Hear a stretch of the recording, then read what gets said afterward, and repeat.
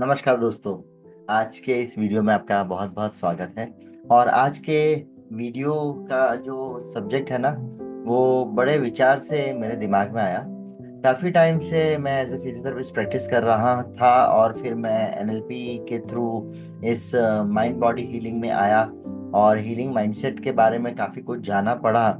तो एक बात समझ में आई कि सभी लोग, सारी दुनिया के लोग जो हैं, वो बाहरी तत्वों पे ज्यादा डिपेंड रहते हैं। जब मैं फिजियोथेरेपिस्ट भी था तो कई लोग मेरे पास आते थे और बीमारियां ठीक करके चले जाते थे, लेकिन वो बीमारियां जड़ से ठीक नहीं होती थी, इसीलिए उनका पुनरुद्भव होता था। मतलब वापस से वो बीमारियां आती थी उनके पास और उन बीमारियों को लेकर के बार बार मेरे पास आते थे।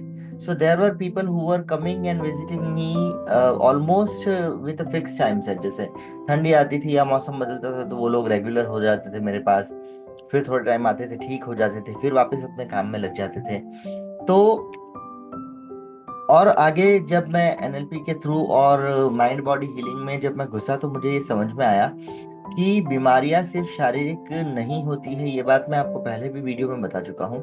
लेकिन गलती कहाँ कर रहे हैं? गलती ये कर रहे हैं कि सिर्फ और सिर्फ बाहरी चीजों पे ही निर्भरता रख रहे हैं अपने आप को ठीक करने का। तो आज मैं बात करूंगा आंतरिक हीलिंग बनाम बाहरी हीलिंग। मतलब कि जो ज्यादातर लोग जहां मूल गलती कर रहे हैं, सेहत क्यों ठीक नहीं होती और क्यों कुछ लोगों की सेहत बहुत अच्छी रहती है, उसका राज उनके अंदर छुपा है, बाहर नहीं छुपा है। तो इस वीडियो में आज इसके बारे में बात करेंगे। आगे बढ़ने से पहले मैं बता देना चाहता हूँ, मेरा नाम है डॉक्टर आशीष नागर। मैं फिजियोथेरेपिस्ट की तरह काम कर चुका हूँ काफ़ी सालों तक, 17-18 सालों तक। और फिर मैं एनएलपी के थ्रू, न्यूरो लिंग्विस्टिक प्रोग्रामिंग के थ्रू और साइकोसोमेटिक को ध्यान में रखते हुए ये सेल्फ हीलिंग मोड में आया। और तब मुझे पता चला कि सबकॉन्शियस को कैसे हम यूज कर सकते हैं, अचेतन मन को कैसे यूज कर सकते हैं और अपनी सेहत को, अपनी चीजों को कैसे सुधार सकते हैं। उसके बारे में मैंने काफी कुछ पढ़ा, काफी रिसर्च करी। कई लोगों की मैं मदद कर चुका हूँ पिछले करीब 5-6 सालों में। 400 से ज्यादा लोगों की मैंने मदद की है अपने आप को सही रास्ते पे लाने के लिए और फिर उस रास्ते को पकड़ के चलने के लिए। और मैं कोशिश यही करता हूँ कि लोग संपूर्ण रूप से, मेरी होलिस्टिक हेल्थ की डेफिनेशन ये नहीं है कि होलिस्टिक मतलब खाना पीना सब कुछ मिला करके, ये सब भी बाहरी तात्पर्य है। मेरा होलिस्टिक का मतलब होता है कि अंदर से भी सही रहना और बाहर से भी सही रहना। तो आंतरिक चीजें कैसे सही करनी है और बाहर की चीजों को कैसे सही करनी है। और इसी पे आज एक छोटा सा वीडियो मैं आपके लिए लेकर के आया हूँ। और इस वीडियो के अंत में मैं आपको कुछ टेक्निक्स दूंगा जो संसार बात कर रहा है लेकिन अप्लाई कोई नहीं कर रहा है। हम लोग समझते हैं, सुनते हैं, पढ़ते हैं, लिखते हैं, लेकिन अप्लाई नहीं करते। तो मैं कुछ ऐसी चीजें दूंगा आपको जो आप अपने जीवन में अप्लाई कर सके। तो सबसे पहले बात ये करते हैं कि बाहरी हीलिंग का ये जो भ्रम है, ये हमारे पास कैसे आ रहा है। बाहरी हीलिंग का भ्रम हमारे पास ऐसे आ रहा है कि सोशल मीडिया के वीडियोस, प्रोडक्ट वाले, मार्केटिंग वाले, ये सभी लोग आपके दिमाग को फ्रेम कर रहे हैं। अगर आप टीवी के सामने बैठेंगे तो आपको बड़े बड़े हीरो आते हैं और आपको कहते हैं कि ये दवाई लो, इससे मेरी फिटनेस है। बड़ी बड़ी हीरोइनें आती है, वो कहती है कि मैं ये चीज़ लेती हूँ, इससे मैं फिट रहती हूँ। तो बाहर के इंग्रेडिएंट्स, बाहर की चीज़ें, बाहर की मेडिसिन्स, ये सभी चीज़ें मिल करके। और दूसरा बात ये है कि जो लोग संसार में आपको गाइड करने वाले हैं, आपके साथ वाले हैं, आजकल एक ये नियम हो गया है, जैसे कि छोटा बच्चा भी होता है और थोड़ी सी तकलीफ होती है, थोड़ा सा रोता है, तो उसे उठा करके डॉक्टर के पास ले जाया जाता है। और फिर डॉक्टर जैसे गाइड करता है, उस बच्चे का जीवन उस डॉक्टर की गाइडेंस पे इस पे चलने लगती है, ना कि जैसे उस बच्चे को खुद शरीर में सेहत दी गई है। आप समझ रहे हो कि हमें इतनी सारे चीजों के थ्रू, है ना। मेरे पास कई बार लोग आते हैं जो दवाइयाँ लेते हैं, फिजियोथेरेपी करवाते हैं, जिम में भी जाते हैं, वॉक करने जाते हैं, आयुर्वेदिक भी करते हैं, सुबह उठ करके काढ़े भी पीते हैं, रात को सोने से पहले सारी क्रियाएं करते हैं, मेडिटेशन भी कर रहे हैं, लेकिन उसका सेहत पे कोई फर्क नहीं पड़ रहा है। कुछ समय तक सब चीजें काम करती है लेकिन ठीक नहीं होती। अगर आप किसी पेड़ को किसी ऐसी जगह पे लगाए जहां पे उसकी जड़ें नहीं बढ़ रही है, लेकिन पेड़ जितना भी अच्छा हो, आप उसको जब निकाल करके एक ऐसी जगह पे लाते हैं जहां उसकी जड़ों को पोषण नहीं मिल रहा है या उसकी जड़ें ठीक नहीं हो रही है, तो क्या आपको लगता है कि वो पेड़ वहां पे सरवाइव करेगा? नहीं, वो कुछ समय में मुरझा जाता है, मर जाता है, और हम कहते हैं कि देखो मैंने इतनी संभाला इस पेड़ को, फिर भी वो ठीक नहीं हुआ। यही चीज हम शरीर के साथ भी कर रहे हैं। यही सबसे बड़ी प्रॉब्लम है कि शरीर में जो एक्चुअली जो चीजें हैं, जो ये बीमारी के लिए जगह क्रिएट करती है बॉडी में, उनको हम एड्रेस नहीं कर रहे हैं, हम सिम्टम्स को एड्रेस कर रहे हैं। सिम्टम्स का मतलब है कि अंदर कुछ तकलीफ है, तभी वो दर्द के रूप में बाहर आ रहा है। अंदर कुछ तकलीफ है, तभी वो जो जिस प्रणाली से उसे सुचारू रूप से काम करना चाहिए वो नहीं कर पा रहा है। हम ये चीज नहीं ढूंढते हैं कि वो प्रणाली क्यों काम नहीं कर रही है, हम इस चीज में लग जाते हैं कि क्या कमी है और बाहर से उस कमी को कैसे पूरी की जाए। अब इनसाइड आउट हीलिंग फिजियोलॉजी कैसे काम करती है, देखिए मैंने सबसे ज्यादा जो स्टडी की है वो इसी फिजियोलॉजिकल इम्पैक्ट पे की है कि फिजियोलॉजी मतलब जैसे सुचारू रूप से हमारा शरीर की आंतरिकी काम करती है, और पैथोलॉजी का मतलब है कि उस आंतरिकी में कुछ डिस्टरबेंस होना, चीजों का ऊपर नीचे होना, जिसको हम फिर बाहर जा करके, बाहर जांचें करवा करके, डॉक्टरों को दिखा करके, नाड़ी वाले को दिखा करके, वगैरह वगैरह रोगों को दिखा करके ये ढूंढते हैं कि गलती कहाँ पे है या तकलीफ कहाँ पे है। और फिर वो तकलीफ जो ढूंढ देता है उसी के साथ हम जुड़ जाते हैं कि आप वही इलाज बताएं और उसी से तकलीफ ठीक हो। मेरा प्रश्न ये था हमेशा से कि सबसे पहले पार्ट पे कि ये चीज आखिर आ क्यों रही है, मेरे शरीर को क्या जरूरत पड़ रही है कि मेरा शरीर अपना नॉर्मल बिहेवियर छोड़ करके एक तकलीफ वाले बिहेवियर में जा रहा है, और मैं उस तकलीफ वाले बिहेवियर को सहन कर रहा हूँ और उसके ऊपर काम भी कर रहा हूँ। तो हमारे इमोशन, हमारा माइंडसेट, हमारे थॉट पैटर्न्स, ये सभी हमारे शारीरिक स्वास्थ्य को बहुत ज्यादा, बेसिकली जो भावनात्मक हीलिंग होनी चाहिए, जो मानसिक हीलिंग होनी चाहिए, जिस रीजन से पहले हमारे अंदर कुछ प्रॉब्लम आई है, हम उस रीजन को नहीं समझते हैं, उसको छोड़ करके, और हम पीछे पड़ जाते हैं बाहर की चीजों से इसको ठीक करने के लिए। सबसे पहली गलती यही है। तो आंतरिक हीलिंग की सबसे पहली फिलोसॉफी ये कहती है कि खुद को समझो, खुद के शरीर को समझो।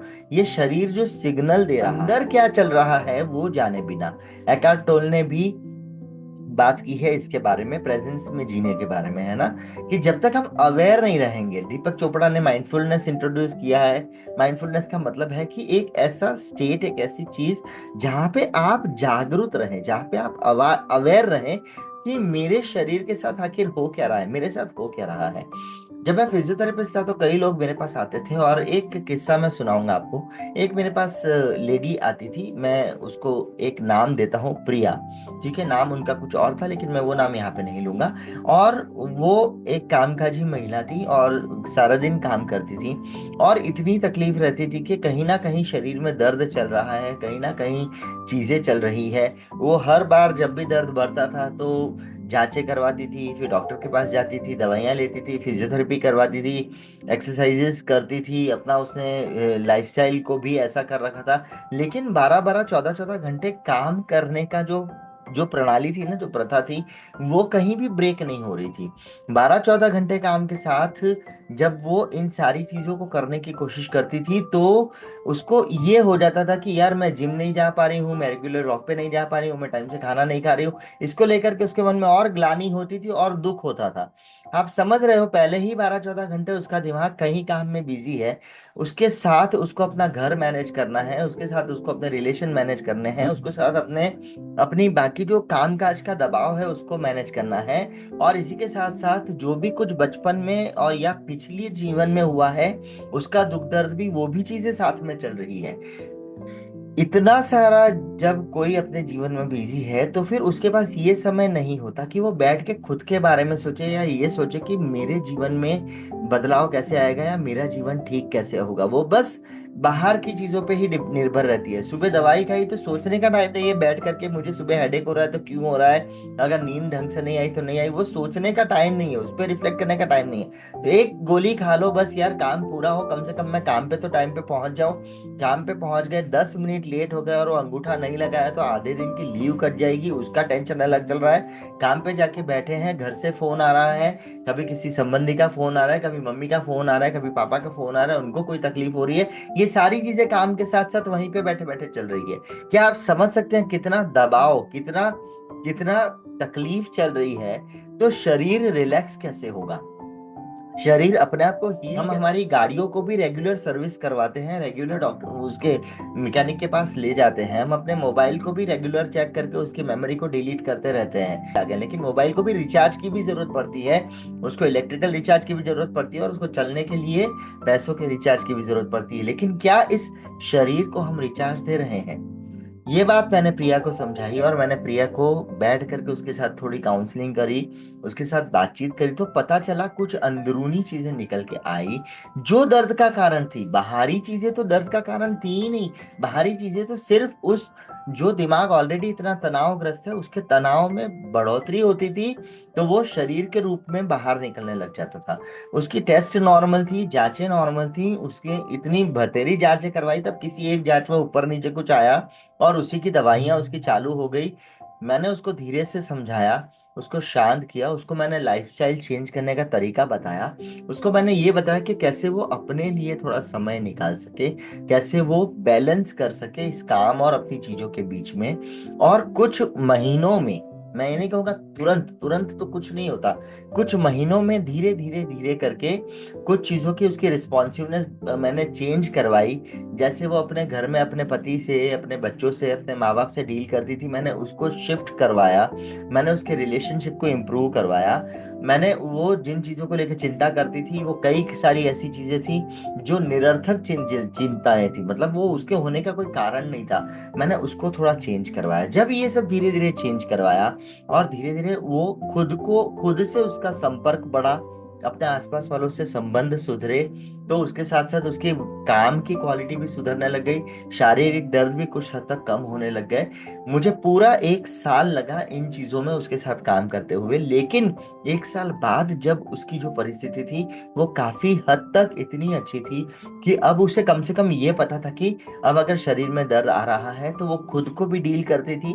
मैंने कभी उसको ये नहीं कहा कि दवाई मत लो, डॉक्टर के पास मत जाओ, मैंने कभी ऐसी कोई चीज नहीं कही। मैंने कभी उसे ये नहीं कहा कि रेगुलर चलो या रेगुलर जिम में जाओ। कई लोग सोचते हैं वजन बढ़ रहा है तो जिम नहीं जाते हैं इसलिए बढ़ रहा है, ये हो रहा है इसलिए बढ़ रहा है, ये हो रहा है। नहीं, बहुत सारे फैक्टर होते हैं। आप गैब्रियल मेथड अगर ढूंढोगे तो उसमें आपको पता चलेगा कि कितने सारे मानसिक कारण भी होते हैं वजन बढ़ने के, सिर्फ शारीरिक कारण के सिवाय।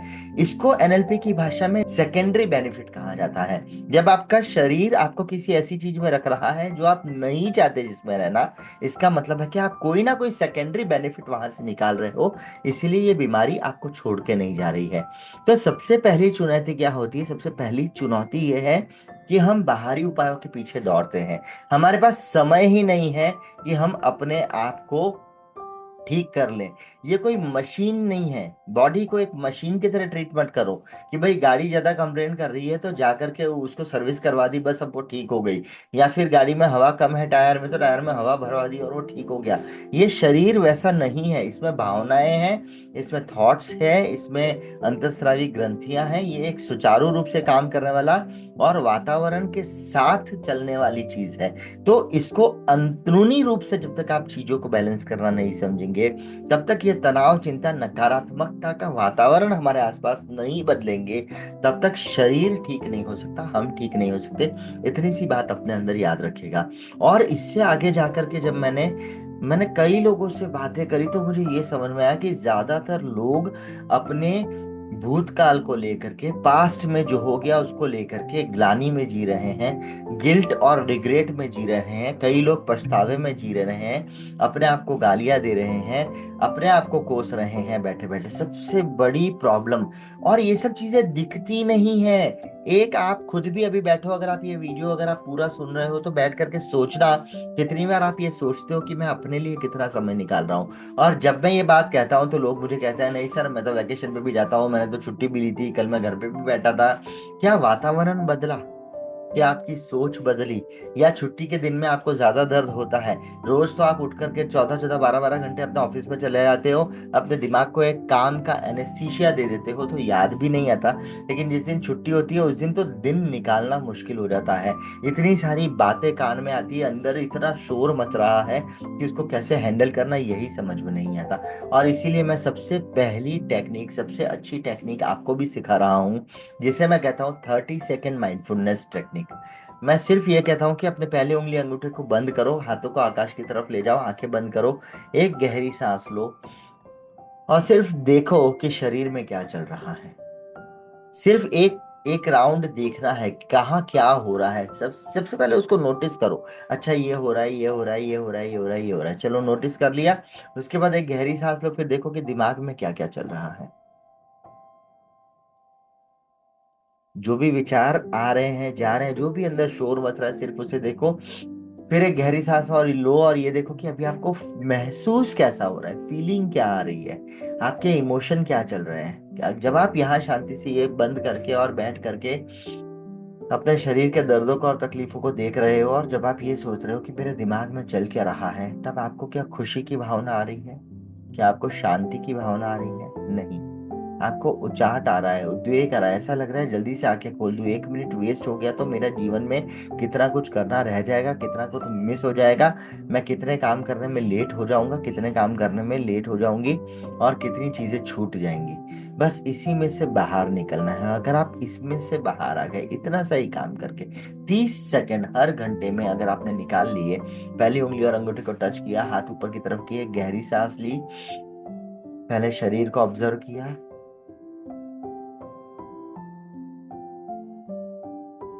फिर विचारों को ऑब्जर्व किया, फिर क्या भावनाएं चल रही हैं उसको ऑब्जर्व किया, और फिर सिर्फ इतना सा अपने आप को बोल दिया कि मुझे विश्वास है मेरा शरीर अपने आप को ठीक कर सकता है, मुझे उस पर पूरा विश्वास है, और मैं धन्यवाद देता हूँ मेरे शरीर को अपने आप को ठीक करने के लिए। इतना सा करना शुरू कर दीजिएगा। बस एक ट्रिक दे रहा हूँ मैं आपको छोटी सी। एक सप्ताह, एक दिन हर घंटे में कम से कम एक बार करके ट्राई कर लेना।